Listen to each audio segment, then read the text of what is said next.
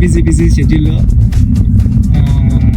చిన్న రిలీఫ్ కోసం ఈ టెన్షన్స్ అన్నట్ల నుంచి నన్ను ఓ పర్సన్ వచ్చి డ్రైవ్ తీసుకొచ్చారండి. ఎవరో తెలుసా అండి. Thank you Charan sir.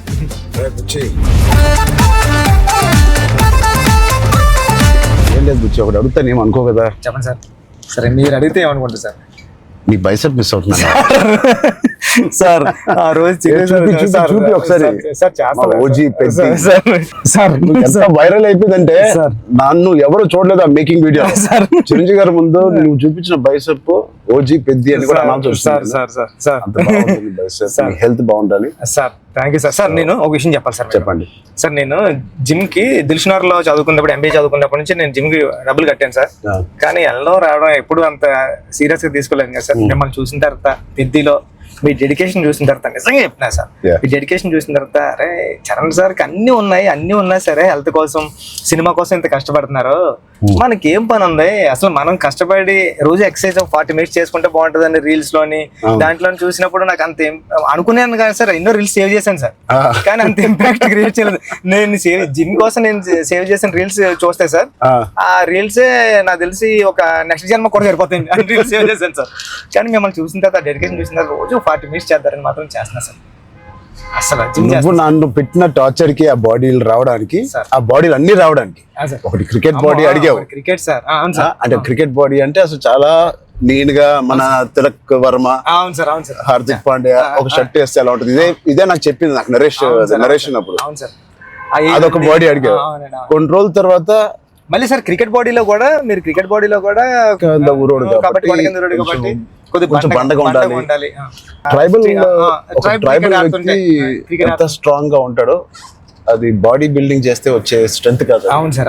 ఆడికి అలవాటుగా ఆ కొండలోని అట్లా తిరగడం వల్ల వచ్చిన బాడీ అన్నట్టు అదొకటి అడిగా. అది అయిపోయిన తర్వాత సార్ మళ్ళీ సార్ కొన్ని రోజులు మళ్ళీ షూటింగ్ జరుగుతా ఉంటే సార్ ఏంటి సార్ నాకు ఆ లుక్ రావట్లేదు అంటావు.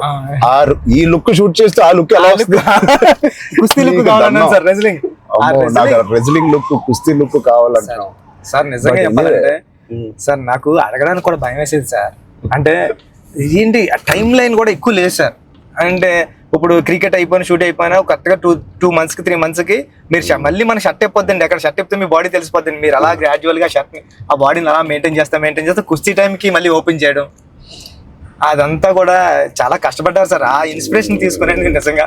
సుకుమార్ గారి బ్యాచ్ మీకు దండం పెట్టాలి సార్. మరి మా గురుగారు అంత కాదు సార్. నేను నువ్వా సార్? మీ గురుగారు ఇంకా బెటరే బాబు సార్. బట్ నిజంగా ఇవన్నీ నేను చేసింది సుకుమార్ గారి అసిస్టెంట్ అనో లేకపోతే బుచ్చిబాబు ఉప్పెన తీసిన బుచ్చిబాబు కోసం కాదు. నేను నిజంగా చెప్పాను, I was in love with your script. నువ్వు రాసిన కథ ఆ సరస్వతి దేవి కోసం నేను ఎన్ని చేసినా ఈ సినిమాకి తక్కువే అనుకుని ఏమడిగినా నేను చేశాను. అంత అద్భుతంగా నువ్వు రాసావు ఈ సబ్జెక్ట్. ఆ సబ్జెక్ట్ కోసం ఆ సబ్జెక్ట్ చేయించుకుంది నాతో అనొచ్చు. నువ్వు కాదు సార్ అంటే సార్. Thank you sir. కానీ అంటే మళ్ళీ ఇది అయిపోయిన తర్వాత ఇంకొక సెటప్ ఉంది అంటే మళ్ళీ దానికి బాడీ ఇచ్చారు. Surprising sir. కానీ ఆ బాడీ ఇవ్వడం కానీ ఇది చాలా స్ట్రగుల్ సార్. అంటే మీ మూడ్ స్వింగ్స్ అన్ని అంటే అక్కడ మళ్ళీ మీరు కష్టపడి ఆ ఇసుకలో దిగాల, అబ్బాయి ఎండల్లో షూటింగ్ చాలా చాలా టఫ్ అయిపోయింది సార్. నన్ను మాత్రం క్షమించండి. నిజంగా మనస్ఫూర్తిగా చెప్తున్నాను, నాకు ఏ రోజు కష్టం ఎందుకు అనిపించలేదు అంటే I really enjoyed this process. నచ్చిన పని చేసేటప్పుడు శ్రమ తెలియదు అంటారు కదా, నాకైతే అలా అనిపించింది. బట్ ఇవాళ షూటింగ్ అయిపోయిన తర్వాత నాకు బాగా తెలుస్తుంది, ఎందుకంటే నొప్పులు ఎక్కడెక్కడి నుంచో నొప్పులు బయటకు పడుతున్నాయి. ఇది మా పాపను కూడా ఎత్తుకోవడానికి ఈ చెయ్య కొంచెం నొప్పేస్తుంది. రేపు ఎల్లుండో వెళ్ళి చిన్న ఎక్స్రే తీయాలి. అంటే ఆ కుస్తీలో చేయి పట్టి అది అదురు ఉంటది, అదిరి కొంచెం ఏదో అయింది దీనికి.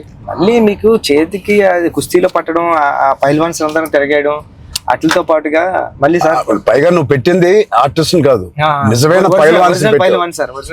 వాళ్ళని బతిమాలి బాబు నువ్వు యాక్టింగ్ చేయరా బాబు అని చెప్పడానికి వాళ్ళకి టర్న్ అవడం గట్రా రావట్లేదు సార్. సినిమా యాక్షన్ చెప్తే వాళ్ళు నిజంగా కుస్తీ పట్టుకుంటున్నారు. పాపం సారీ సార్ అంటున్నారు. మళ్ళీ స్పోర్ట్స్ మ్యాన్ ఇన్స్టింక్ట్ ఉంటుంది కదా, స్పోర్ట్స్ మ్యాన్ స్పిరిట్, అది ఎంత మనం యాక్టింగ్ చేయరా అన్నా కూడా రాదు వాళ్ళకి.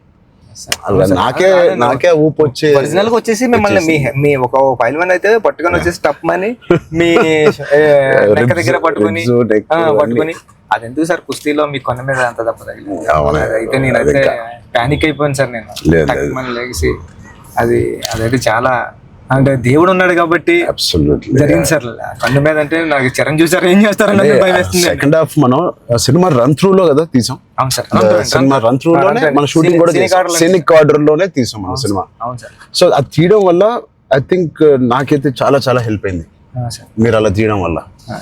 ఒకటి మనందరికి ఇది జర్నీ ఆఫ్ పెద్ది కాబట్టి బిగినింగ్ టు ఎండ్ ఆ జర్నీ ప్రకారంగానే మనం తీయడం అనేది అందరికి ఆ మూడ్ లో రావడానికి అర్థమైంది. ఈ సీన్ ఎందుకు తీస్తున్నాం అందరికి అర్థమైంది, ఎందుకంటే దాని ముందు రోజే ఆ సీన్ తీసాం కాబట్టి. రన్ త్రూ లో వచ్చేసరికి మన సెకండ్ హాఫ్ అంతా మనం ఒకే టైం పీరియడ్ లో షూట్ చేసాం. అవును సార్. సెకండ్ హాఫ్ అంటే ఏంటి, కల్మినేషన్ ఆఫ్ ఆల్ ద మీరు రాసిన స్టోరీ అంతా culmination. Heaviest action, heaviest emotion, heaviest song second half లోనే పెట్టావు. సో అంత హెవీ వర్క్ మనకి లాస్ట్ 65 days లో మనం షూట్ చేసాం. నిజంగా దేవుడు లేకపోతే అంత హెవీ వర్క్, అన్ని కుస్తీ ఫైట్లు, క్లైమాక్స్ ఫైట్, క్లైమాక్స్ సాంగ్, ఇంకో సాంగ్ రే రారా ఏమి మనకేం అవ్వకుండా మీకేం అవ్వకుండా నాకేం అవ్వకుండా జరిగిందంటే అది నిజంగా పెద్దకున్న బలం. అది పెద్ద సబ్జెక్ట్ కి పెద్ద స్క్రిప్ట్ చేయించుకుంది తప్ప. లాస్ట్ 75 days షూట్ చేస్తాను సార్. ప్రతి సినిమాలో నాకు ఏదో ఒక యాక్సిడెంట్ అవుతూనే ఉంది. RRR లో కూడా కాలు ఎరగ కొట్టుకున్నాను, రంగస్థలం కూడా ఒకటి ఏదో అయింది నాకు గుర్తులేదు. గేమ్ చేంజర్ లో ఇక్కడ లిప్ కట్ అయిపోయింది, ఇక్కడ ఇది అయింది. కానీ ఎక్కడ ఒక్కరోజు మన షూటింగ్ ఆపింది లేదు. అది నిజంగా అది దేవుడు ఇంకేంటి బుజ్జి సార్ పోస్ట్ ప్రొడక్షన్ ఎలా జరుగుతుంది చెప్పు, సరదాగా అడుగుతున్నా. సార్ రెహమాన్ సార్ అంటే నేను ట్వీట్ వద్దాం అనుకున్నాను సార్, ఎర్రకొట్టి సార్ RRR అని. అంటే మళ్ళీ 2 ఎట్లా అయిపోతుందో నేను వేయలేదు సార్. నెక్స్ట్ లెవెల్ RRR ఇచ్చారు sir Rahman sir. Okay, next level అండి. అంటే ఎమోషన్ గానీ నాకు నేను వెళ్ళి కూర్చున్నాను సార్. నిన్నే కూర్చుంటే ఇది మన సినిమా మన విజువల్ ని నెక్స్ట్ లెవెల్ పట్టుకుపోయారు సార్. రెహమాన్ గారు కానీ, రత్నవేల్ సార్ కానీ, అసలు అంటే రత్నవేల్ గారి నుంచి మాట్లాడారు. మనం అనుకున్నప్పటి నుంచి అది ఎంత పెద్ద అసెట్ రత్నవేల్ గారు. ఇట్ ఈస్ అంటే బ్యూటీ షాట్స్ ఇచ్చారు, కమర్షియల్ షాట్స్ ఇచ్చారు, అండ్ కథని అర్థం చేసుకునే విధానం రత్నవేల్ గారు మించిన కెమెరామెన్ నేనైతే పని చేయలేదు. ఉండే ఉంటారు కానీ నేనైతే పని చేయలేదు కదా సార్. ఎందుకంటే సార్ రాండి సార్, ఇప్పుడు నేను ఫస్ట్ సినిమా చేశాను సార్, ఇది second cinema and second film sir నాది. ఇంత పెద్ద కెమెరామ్యాన్ ఉండడం వల్ల నాకు చాలా పెద్ద సపోర్ట్ వచ్చింది సార్. రాండి సార్ లాంటి ఉండడం వల్ల నేను ఏమైనా మిస్టేక్లు చేసినా సరే ఇది కాదు ఇది చూసుకో ఒకసారి ఆలోచించుకొని వచ్చి చెప్పడం కానీ బిగ్ బ్రదర్ దాంట్లో నో డౌట్ సార్. అంత ఆయన కరెక్ట్ చేయడం కానీ అవన్నీ నేను చూసేదాన్ని ఒక్కొక్కసారి ఆయన నెక్స్ట్ లెవెల్ పట్టిపోయారు సార్. వచ్చి ఇలా చేద్దాం మనం అని. లైటింగ్ మాత్రం వేరే స్థాయిలో ఉంటది అసలు సార్. మీకు చెప్పాలంటే ఢిల్లీ ఎపిసోడ్, ఢిల్లీలో ఎలా ఉన్నారంటే సార్ మీరు ఢిల్లీ ఎపిసోడ్ నాకు మిమ్మల్ని చూసిన ప్రతిసారి కళ్ళంట నీళ్ళు వస్తా సార్. ఐ థింక్ నా ఫేవరెట్ ఎపిసోడ్ చెప్పొచ్చు లేదో తెలియదు ఇస్ ద ఢిల్లీ ఎపిసోడ్. అంటే నీ కథ మొత్తం నువ్వు ఇందాక 2 గంటలన్నర కథ లేదా 3 గంటల కథ, ఆ ఢిల్లీ ఎపిసోడే మీ కథ. అవును సార్. ఢిల్లీ నేను ఢిల్లీ ఎడిటింగ్ రూమ్ లో చూసిన ప్రతిసారి మీకు కాల్ చేశాను సార్. నవీన్ అంటున్నారండి, ఎడిటర్ నవీన్ ఏమన్నాడంటే అండి, నవీన్ అన్న వచ్చి నువ్వు చూసిన ప్రతిసారి 20 వరకు కాల్ చేస్తున్నావని. అంటే దాంట్లో ఫ్రేమ్ తీసి కట్ చేద్దామన్నా సరే నాకు భయం వేసి ఇది తీద్దామా లేకపోతే ఇది ఒక్కటే తీసేద్దామా అంటే నువ్వు ఒకసారి గుర్తుపెట్టుకో, ఈ విజువల్ చూసిన ప్రతిసారి నువ్వు రామ్ చరణ్ సార్ కాల్ చేసావు, నువ్వు ఎలా చేస్తావు ఇది అంటే అవునా అయితే తీనని మళ్ళీ దాన్ని హోల్డ్ చేసి దాని బిఫోర్ ఎక్కడ కట్ చేశాను కానీ ఢిల్లీ కట్ చేయలేదు సార్. ఢిల్లీ ఎపిసోడ్ నాకు సినిమాలో నాకు ఫేవరెట్ ఎపిసోడ్. అవును సార్. ఢిల్లీలో అప్పుడు టెంపరేచర్ కూడా చాలా చలండి, పక్కన షూటింగ్ చేయడానికి కూడా అవన్నీ క్లైమేట్ కూడా కంట్రోల్ లేదు సార్. బట్ ఢిల్లీ ఎపిసోడ్ మాత్రం ఢిల్లీ అని అనుకున్నాం, ఎలా షూట్ చేయాలని అనుకున్నాను. ఆ ఒక్క ఎపిసోడ్ కి రాండీ గారికి 100% మార్క్స్ ఇచ్చారు సార్. అందుకని దాన్ని వైడ్ రేంజ్ ఫ్రేమ్స్ తో స్పాన్ కానివ్వండి, అంటే కలర్ టోన్ కూడా ఢిల్లీ దగ్గర కలపడంలో ఫిల్మ్ కలర్ టోన్ మార్పు సార్. లుక్ అండ్ ఫీల్ కూడా మొత్తం అంతా ఢిల్లీ అంటే ఢిల్లీ ఎపిసోడ్ లోనే ఒక వ్యవసాయం ఉంటది కాబట్టి మన సినిమాలో కదండి ఎమోషన్ అంతా హోల్డ్ చేయడం కానండి. వచ్చే twist will be the biggest twist. అవును సార్, అవును సార్, అవును సార్. అది ఎలా రాసావో నాకు తెలియదు సార్ నేను ఉప్పెనలో నువ్వు రాసిన ఆ పాయింట్ కన్నా సార్ ఇది ఇంటూ 100. అవును సార్. సార్ నేను అది చెప్పాలనుకున్నప్పుడు కూడా అంటే ఒక స్టార్ హీరోకి అలాంటి పాయింట్ ఎలా వర్కౌట్ అవుతుంది అన్న థింగ్ ఉంటూ కూడా సార్ అక్కడే హీరోయిజం ఒక 50 టైమ్స్ పెరిగిపోతుంది సార్. అలాంటి సిచ్యువేషన్లో హీరోయిజం పడిపోతుందండి. అలాంటి సిచ్యువేషన్లో ఈ కథలో అలా సెట్ అయింది సార్. హీరోయిజం నెక్స్ట్ లెవెల్కి వెళ్ళి కూర్చుంటారు సార్ అక్కడ. చాలా కన్విక్షన్ తో రాశారు. అది అందరిలో ఎక్కిపోయింది నీ కన్విక్షన్. అంటే షార్ట్ లో నువ్వు నాకు ఇంకా గుర్తు మా ఇంటికి 3 years వచ్చింది సార్. అవును సార్, బాగా గుర్తుంది సార్ మీకు. సార్ నువ్వు నేను సుకుమార్ గారు కూర్చుని అని డిసైడ్ చేసిన రోజు నువ్వు ఎలా చెప్పావంటే కదా 2.5 hours నాకు ఇంకా గుర్తుంది. 2 hours 40 minutes 45 minutes. అవును సార్. కింద మంచి మ్యాట్ అన్ని వేయించి కిందే కూర్చుంటాను. మీరు కింద దిగిపోయారు సార్. మీరు కింద కూర్చోవాలి అని నీట్గా అన్ని సీన్ పేపర్ వేసి dialogue to dialogue scene to scene run through తో సీన్ ఆర్డర్ తో నువ్వు నాకు ఎక్స్ప్లెయిన్ చేశాను. నేను ఫస్ట్ మెస్ప్రైజ్ అయిపోయాను. నా వైపు ఎక్కువ తలెత్తి కూడా సీన్ వైపు కదా చూసి కూడా నువ్వు చదవలేదు. తలెత్తి నాతోనే మాట్లాడావు మొత్తం. అంతలాగా నీకు ఎవ్రీ డైలాగ్ నువ్వు ఎన్ని సంవత్సరాలు రాసావు ఈ సినిమా నాకు తెలియదు కానీ ఫోర్ ఇయర్స్ ఉప్పిన తర్వాత డెవలప్ చేసావు. నువ్వు నరేట్ చేసిన గ్రిప్పింగ్ గా నరేట్ చేసిన విధానం కానీ నేను మెస్మరైజ్ అయిపోయాను. అసలు ఏ కథ చెప్తున్నాడు తర్వాత చెప్పిన విధానానికి నేను సార్. నాకు డౌట్ సార్, కథే అంటే అక్కడ రామ్ చరణ్ సార్ కాదు, బుచ్చిబాబు కాదు, అంటే కథే అంటే కథను నమ్మిన డైరెక్టర్గా నేను వచ్చాను సార్. కథను నమ్మిన డైరెక్టర్గా వచ్చి మీకు నేరేషన్ ఇచ్చినప్పుడు నాలో భయాలు చాలా ఉన్నాయండి. ఇలాంటి స్క్రిప్ట్ ఓకే చేయడానికి, ఇలాంటి ఎమోషనల్ డ్రామా అంటే పెద్ద అంటే యాక్షను, క్రికెట్, రెజ్లింగ్ కాదు సార్. పెద్ద అంటే ఎమోషను. నేను నేరేషన్ ఇచ్చిన ప్రతిసారి నాకు కళ్ళంట నీళ్ళు వచ్చాయి సార్. అరే అంటే ఏడ్ చేస్తున్నాను కాబట్టి ఏడ్ చేసిన కొన్ని సీన్లు అక్కడ చెప్పడం కూడా తోసేసేవాడి సార్. కానీ ఇలాంటి స్క్రిప్ట్ని మీరు విన్నప్పుడు మీ ఫీలింగ్ అంటే మీరు ఏమనుకున్నారు సార్? అంటే ఇలాంటి స్క్రిప్ట్ చెయ్యాలనుకున్నారా? సుకుమార్ గారు ఇచ్చిన కాన్ఫిడెన్స్ వల్ల, సుకుమార్ గారి బ్యాచ్ వల్ల ఆయన ఎందుకో నన్ను చేయమని అడగడం ఏదో ఒకటి ఉంటుంది. లేకపోతే నాకు లేదు కదా ఇంకేదో ఉంది కదా అనుకునే టైంలో సడన్ గా ఇది చేసాము. మన ఇద్దరం ఎప్పటి నుంచో రంగస్థలం టైం నుంచి మనం ఇద్దరం పని చేయాలి అనుకున్నాం. అది ఇంత తొందరగా అది ఫస్ట్ సుకుమార్ గారు ఏదో ఉంటే తప్పని మనకు చెప్పారు. బట్ నాకేం నచ్చిందంటే పెద్ద అనే ఫిల్మ్ లో నువ్వు అన్అడల్టరేటెడ్ గా అంటే ఏవి కమర్షియల్స్ గా ఆలోచించడం కానీ ఫ్యాన్స్ పరంగా కానీ ఏ ఉద్దేశం లేకుండా ఆ కథకి ఏది న్యాయం అదే నువ్వు రాసావు, అదే నాకు చెప్పావు. అక్కడ నీ నిజాయితీ నాకు ఫస్ట్ నచ్చింది. ఆ క్యారెక్టర్ లో ఉన్న నిజాయితీ నచ్చింది. శెట్టిగాడి క్యారెక్టర్ లో ఉన్న నిజాయితీ నాకు నచ్చింది.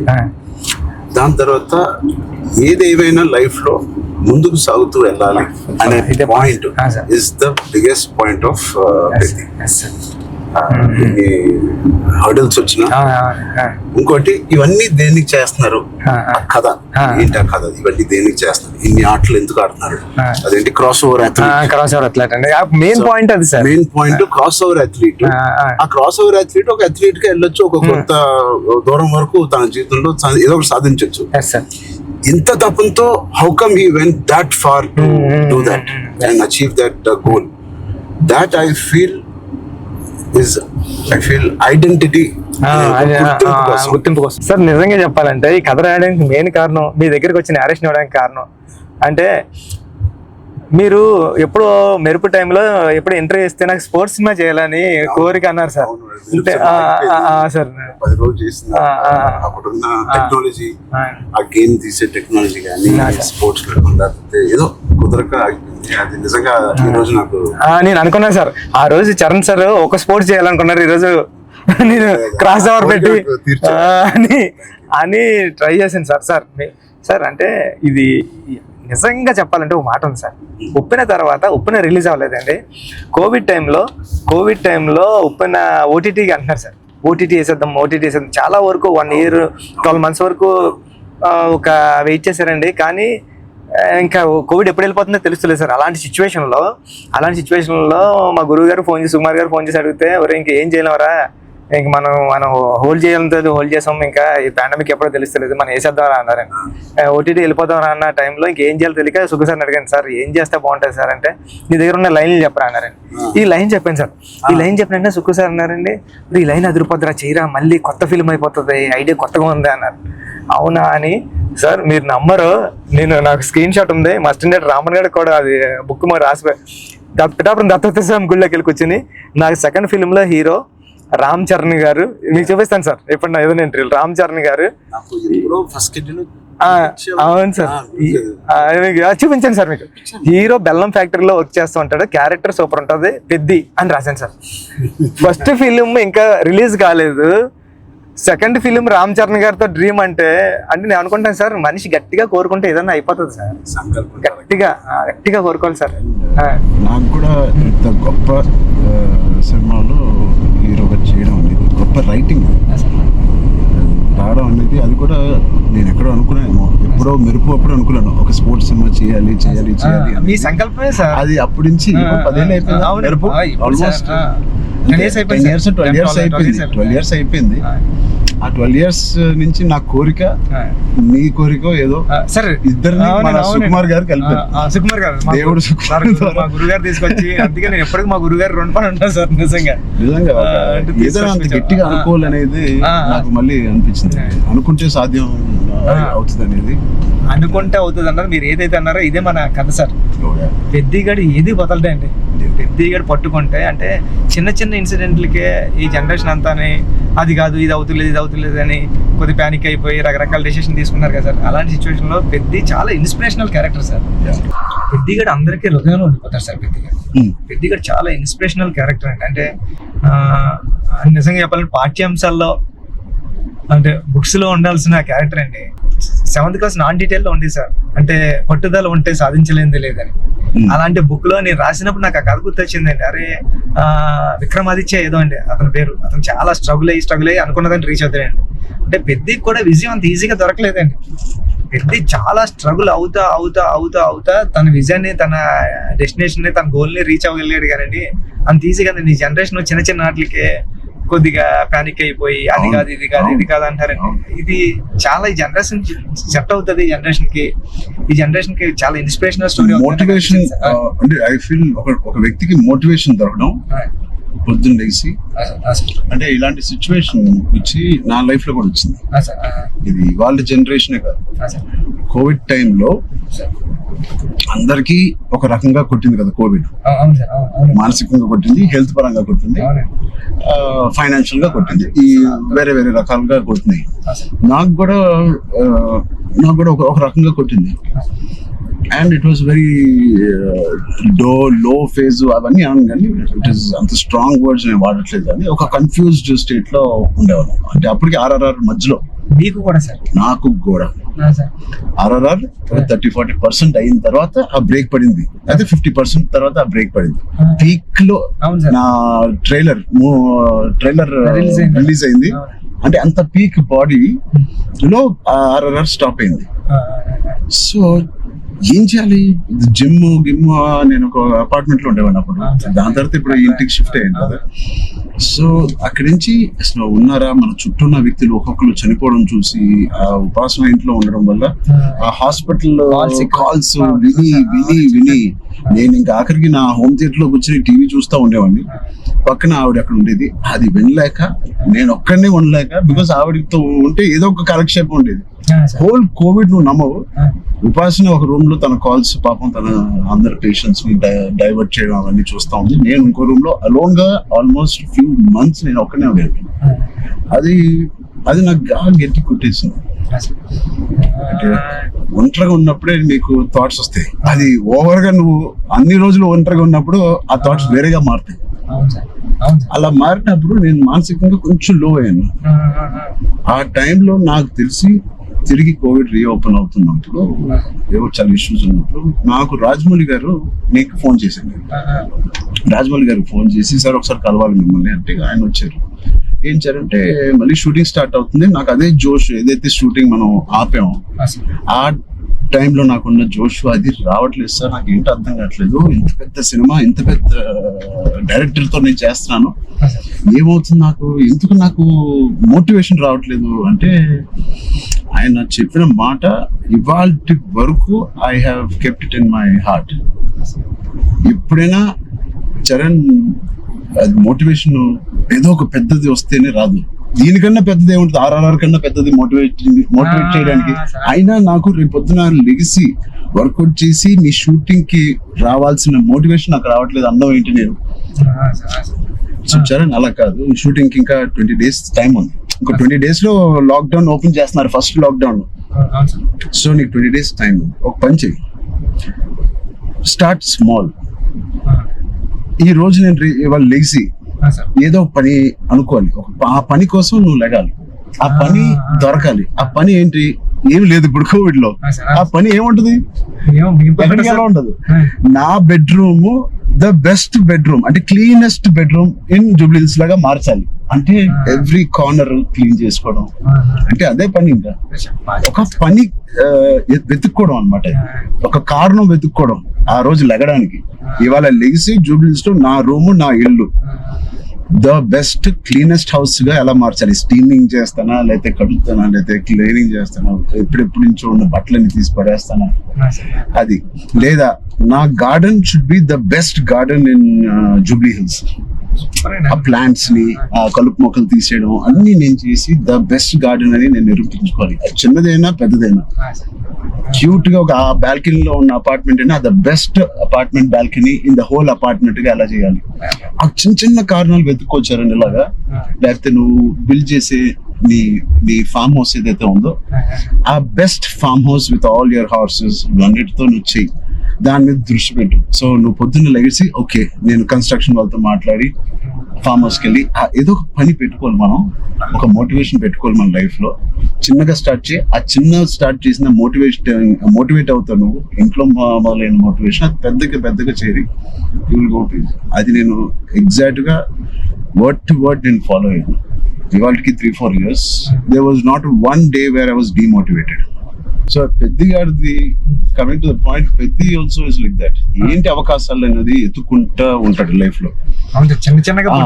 ఇది అది పోయిందా, ఇది కూలిపోయాడా, ఎన్ని అడ్డంకులు వచ్చినాయి అతనికి అని చూసుకోకుండా, ఉన్న దాంట్లో సరిపెట్టుకోకుండా కూడా మళ్ళీ దాంట్లో బెస్ట్ ఎలాగా ఉంటాడు అనేది ఒక ఫస్ట్ హాఫ్ నుంచి ఇంటర్మిషన్ లో ఒకలాగా, ఇంటర్మిషన్ తర్వాత ఇంకోలాగా.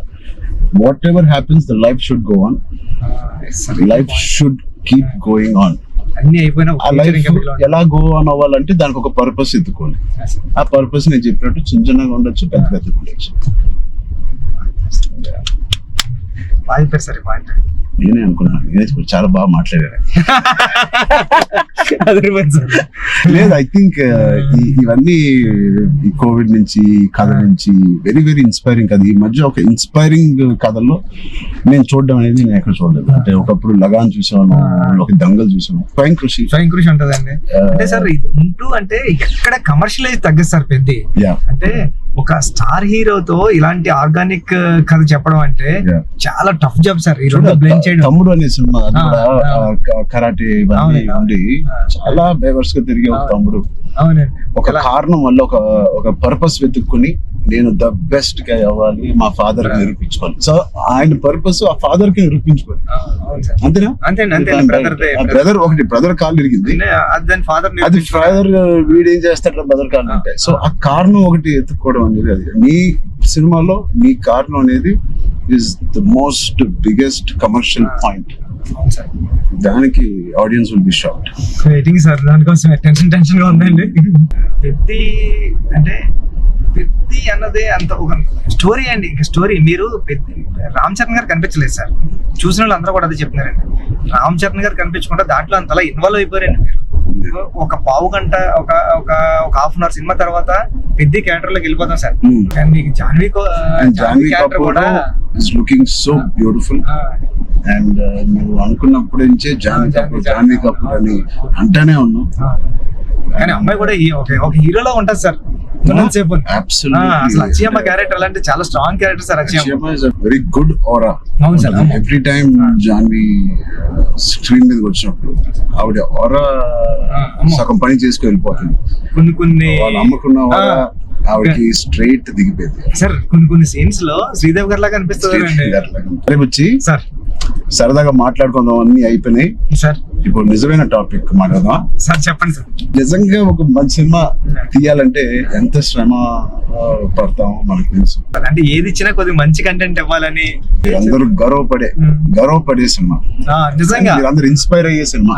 ఫ్యాన్స్ అందరికి అది నిజం సార్. ఎందుకంటే Fans అందరికీ చాలా మంచి సినిమా తీశారు మా హీరో గారు అన్న చెప్పుకోవడానికి అంత ఉంటది సార్. మీకు గుర్తుందా సార్, ఈ సినిమా తర్వాత చాలా మంచి పేరు వస్తుంది, మీకు చాలా మంచి పేరు వస్తుంది అని చెప్తున్నారు. నేను మంచోను కదా. కాదు సార్, మంచి పేరు ఇంకా మంచి పేరు వస్తుంది అని అంటే సార్ మీరు ఒక మాట అన్నారు గుర్తుందా? ఒక ఇన్స్పైరింగ్ పర్సనాలిటీ లైఫ్ అవును సార్, అవును సార్. సార్ మీరు ఒక మాట అన్నారు గుర్తుంది సార్, అప్పుడు ఉపాసన మేడం గారు ఉన్నారండి. ఉపాసన గారు అంటే బుచ్చి నాకు మంచి పేరు వస్తుంది అంటే ఈ పేరు ఏదో పెళ్లికి ముందు వచ్చింటే ఇంకా సంబంధం ఇంకా మంచి సంబంధం వచ్చింది నాకు అని మేడం పక్కన ఉండి చెప్తున్నారండి. మేడం అన్నారండి. లేదు అంటే అంత మంచి కథ రాసావంటే అసలు సంబంధాలు మనకి అలా లైన్ లో వస్తాయి. అంత అయిపోయింది. రెహమాన్ సార్ ఆర్ఆర్ వర్క్ చేస్తున్నారు, లేకపోతే నేను అవ్వకపోతే సార్ తో ఎంత అలాగా నేను రాలేను సార్ అని బతిలాడుకుని ఉన్నాను. అయిపోయింది వర్క్. ఓలా బుక్ చేస్తాను చెప్తాను సార్ ఇంకా చాలా దూరం తీసుకొస్తారు సార్ మిమ్మల్ని అన్న.